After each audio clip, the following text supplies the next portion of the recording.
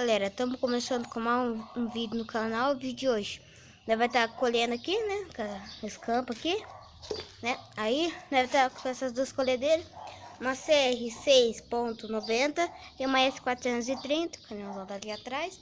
Aí nós vai estar deixando vocês colocar umas músicas no canal, né, como assim, colocar música no canal?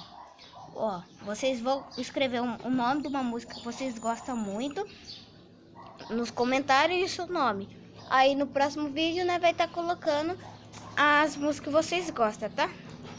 Vamos embora pro vídeo. Colher aqui, ó. Usando a colher aí, ó. Só no colher.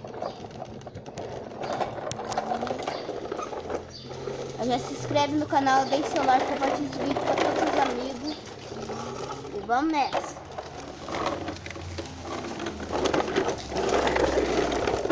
Olhando aqui, ó.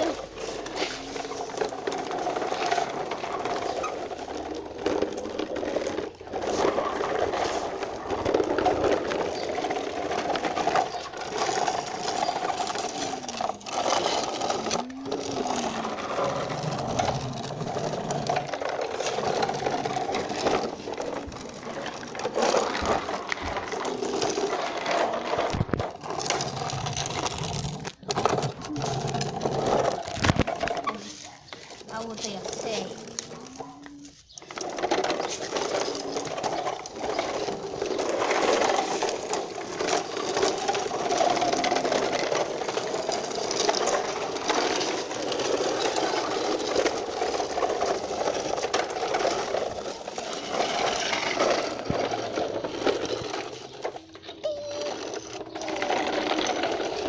Aí, na verdade, não falo.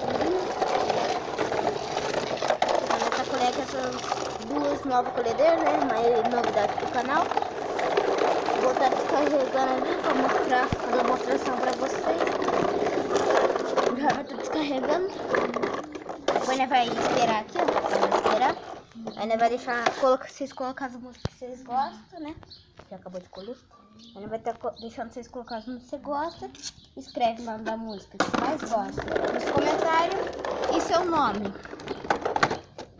Aí vai estar colocando a música que você gosta. Essa daqui não tem cano, né? Aí aquela S550 e a outra CR tem, né? Aqui é uma CR, né? E essa daqui é uma S430 e CR 6.90. Caminhãozão bruto aí, ó. Esse foi o vídeo, galera. Espero que vocês